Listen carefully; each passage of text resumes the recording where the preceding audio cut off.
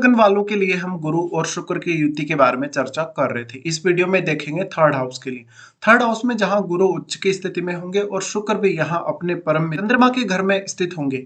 तो यहाँ पे आपको ये देखना होगा वास्तव में जो चंद्रमा है कैसे स्थिति में है, और चंद्रमा क्योंकि आपके लग्नेश शुक्र के परम मित्र हैं और गुरु के साथ भी इनकी मित्रता है, तो दोनों ही ग्रहों का जो यहाँ परिणाम होगा काफी बेहतर होगा, काफी अच्छा होगा।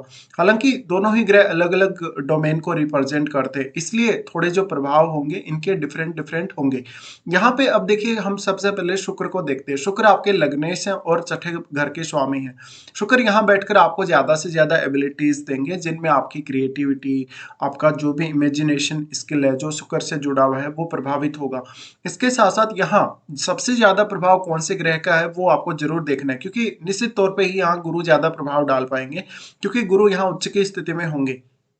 इसलिए हो सकता है अगर यहाँ शुक्र अगर रेट्रोग्रेड कंडीशन में हो तो फिर शुक्र का प्रभाव और भी ज्यादा कम हो जाएगा। अगर यहाँ गुरु रेट्रोग्रेड कंडीशन में है तो गुरु यहाँ उच्च का प्रभाव आपको नहीं दे सकेंगे। इसके साथ साथ यहाँ जो इनका डिस्पोजिटर है चंद्रमा, उनकी भूमिका भी काफी ज्यादा अहम होने वाली है।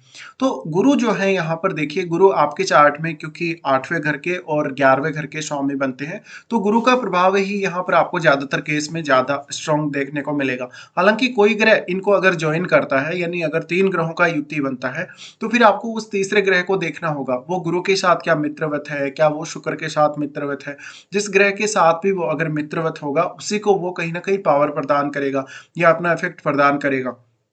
यहाँ सबसे पहले हम लेकिन शुक्र को देखेंगे। शुक्र आपके लग्नेश है, लग्नेश होकर थर्ड हाउस में आएंगे शुक्र, तो निश्चित तौर पे ही जातक अपना सेल्फ एफर्ट किसी भी काम में ज्यादा लगा पाएगा।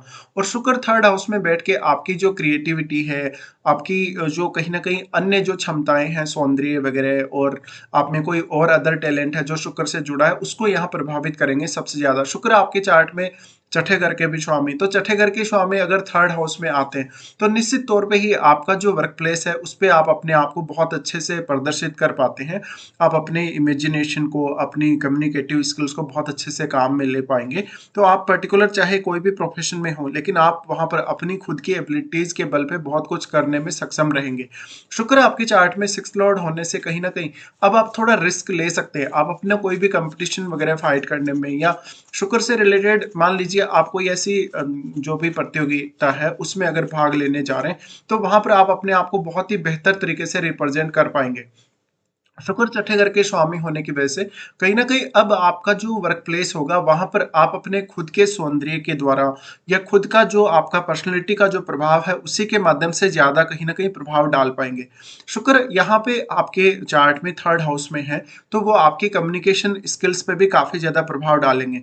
इसके साथ साथ यहाँ चंद्रमा का रोल बहुत ही अहम होगा। अगर चंद्रमा का संबंध आपके 10th हाउस से है, चंद्रमा का संबंध आपके लगन से है या थर्ड हाउस से है, यानी अगर इन भावों में चंद्रमा बैठे हो तो आपका कम्युनिकेशन स्किल या आपका प्रदर्शन बहुत अच्छा हो सकता है किसी भी पर्टिकुलर काम में।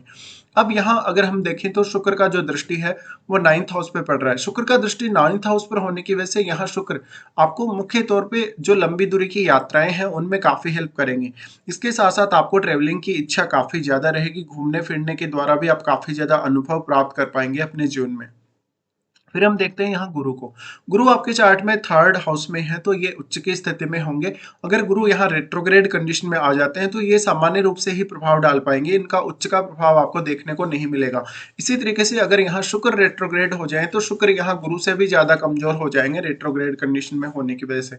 बट इससे आपका सेल्फ एफर्ट जो होगा वो ज्यादा बढ़ जाएगा, किसी भी पर्टिकुलर काम में आपको सेल्फ एफर्ट ज्यादा लगाना पड़ेगा। अब गुरु की अगर बात करें तो गुरु यहाँ पर आपके चार्ट में 8वें घर के स्वामी होकर बैठे, तो इसका मतलब है जब तक वो 8वें भाव से संबंधित अगर वो कोई काम करे तो उसमें वो अपना सेल्फ एफर्ट ज्यादा से ज्यादा डाल पाएगा।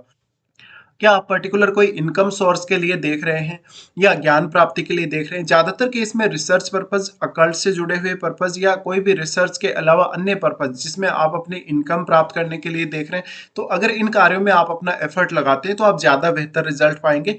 साथ ही गुरु आपके चार्ट में 11वें घर के स्वामी, 11वें घर के स्वामी होने की वजह से यहाँ पर गुरु आपको काफी ज्यादा हेल्प करेंगे अगर आप कोई भी बिजनेस करते हैं।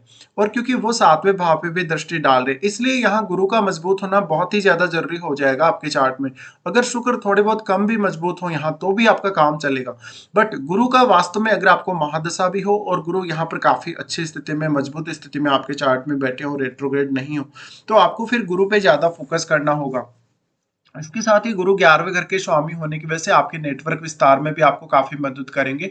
इसके अलावा आप थोड़ा रिस्क लेने वाले भी होंगे, और क्योंकि रिस्क आप इसलिए भी ले पाएंगे क्योंकि आपको ज्ञान होगा और आपको ये अनुभव होगा कि आपका जो मेहनत होगी, आपकी जो हार्डवर्क होगी वो सही डायरेक्शन में होगी किसी भी पर्टिकुलर काम के लिए। गुरु फिर यहाँ पे सबसे पहले दृष्टि डालते हैं 7वें भाव पे। 7वें भाव पे जब भी ये दृष्टि डालें तो आपके लिए कोई भी प्रकार का बिजनेस करना आसान होगा, आपके लिए कोई भी बिजनेस से रिलेटेड रिस्क लेना आसान होगा, और अपने बिजनेस पर्पज के लिए इधर उधर की कुछ लंबी दूरी की यात्राएं और छोटी दूरी की यात्राएं करना आसान होगा। साथ ही गुरु का दृष्टि 7वें भाव पे है तो लोगों के साथ आपका कम्युनिकेशन बहुत बेहतर होगा, लोगों के साथ आप ज्यादा से ज्यादा कनेक्ट हो पाएंगे, क्योंकि गुरु यहाँ आपके 11वें भाव और 7वें भाव दोनों को ही कनेक्ट कर रहे हैं, और क्योंकि वो लग्नेश के साथ बैठे ही हैं, इसलिए आपका प्रसिद्धि, आपका नेम फेम और आपको लोगों के साथ कनेक्टिविटी में बहुत ही बेहतर यहाँ मदद मिल सकेगी।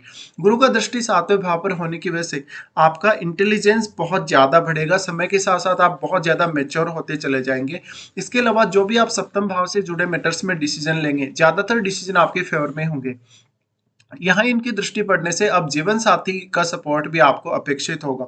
तो यहाँ किसी भी प्रकार का बहुत कोई ज्यादा यहाँ सपोर्ट आप एक्सपेक्ट ना करें अपने जीवन साथी से।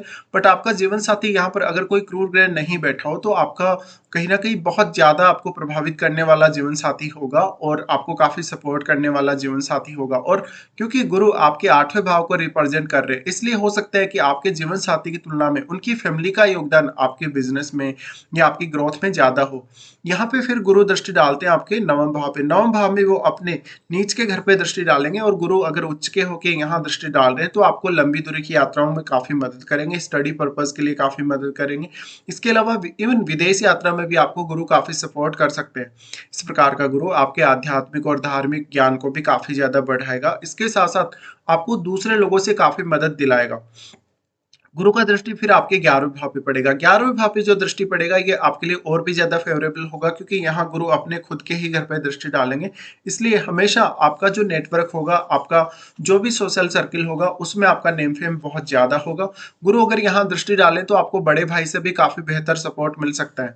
यहाँ इनकी दृष्टि होने से अब आपके लिए कोई भी प्रकार की रिस्क, जिनमें मेनली आर्थिक रूप से जो भी रिस्क है वो लेना आसान होगा। जातक धीरे धीरे अपने नेटवर्क में विस्तार देख पाएगा। अगर जातक कोई भी बिजनेस करने के बारे में सोचता है तो धीरे धीरे आपका बिजनेस ग्रो होता जाएगा। अब क्योंकि आपका जो जुपिटर है उसने आपके लग्नेश के साथ ही युति की है, इसलिए जो भी पर्टिकुलर आप काम करेंगे, चाहे आप बिजनेस करें चाहे कोई अन्य प्रोफेशन चुने, उसमें आपका खुद का रोल तो होगा ही होगा, आपका नेम फेम भी काफी तेजी से बढ़ता जाएगा। अब यहाँ आपको ये देखना होगा कि शुक्र और गुरु आपस में कितने ज्यादा क्लोज हैं। नॉर्मली हम ये देख पाते हैं कि दोनों से रिलेटेड जो क्वालिटीज हैं या दोनों से रिलेटेड जो हॉबीज हैं वही आपके अंदर होंगी। इसके साथ ही किसी अन्य ग्रह का अगर प्रभाव है, जैसे राहु केतु जैसे ग्रह का प्रभाव है, तो दोनों का जो रिजल्ट है काफी डिफरेंट हो सकता है। और जरूरी नहीं कि दोनों ही ग्रह आपके यहाँ थर्ड हाउस में बैठे हैं तो सामान्य स्थिति में होंगे। ये इनमें से कोई वक्री भी हो सकता है या कोई ग्रह अस्त भी हो सकता है।